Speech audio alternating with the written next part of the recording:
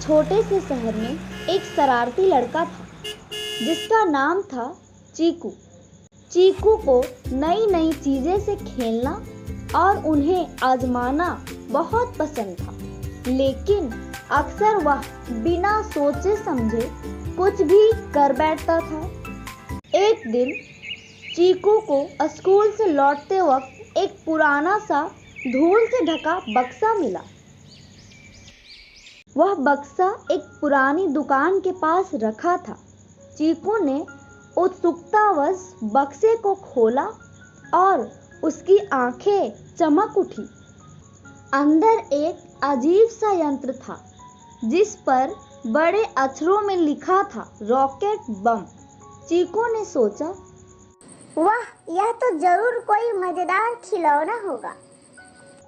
चीकू बक्सा लेकर घर चला आया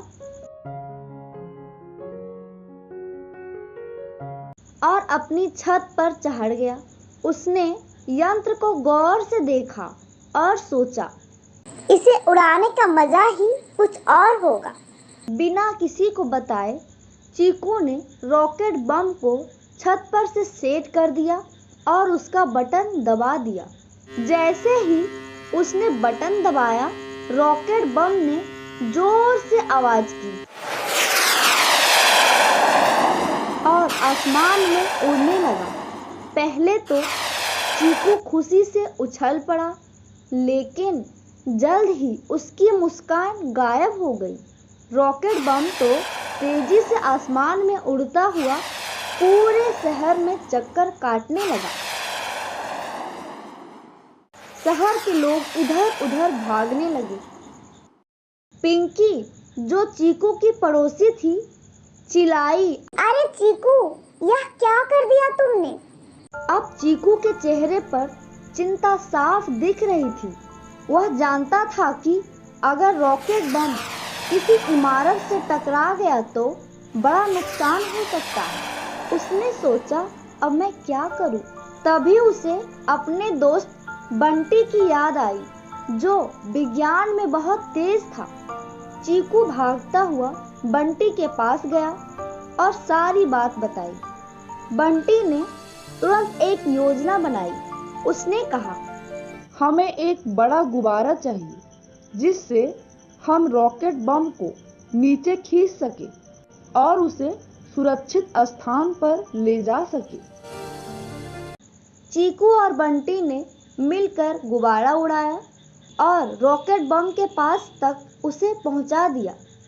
जैसे ही गुब्बारे का धागा रॉकेट बम से टकराया, बंटी ने उसे खींचा और बम को काबू कर लिया। वे रॉकेट बम को शहर के बाहर एक सुनसान मैदान में ले गए और उसे वहीं गिरा दिया। जैसे ही रॉकेट बम जमीन पर गिरा, एक छोटा सा धमाका हुआ। धुआं उठने लगा, लेकिन कोई नुकसान नहीं हुआ। चीकू ने राहत की सांस ली और अपने दोस्त बंटी को धन्यवाद दिया। शहर के लोग भी अब सुरक्षित थे और सबने मिलकर चीकू को उसकी गलती का एहसास दिलाया। चीकू ने शर्मिंदा होकर यह कहा, मैंने बिना सोचे समझे इस खतरनाक चीज के साथ खेला। यह मेरी गलती थी।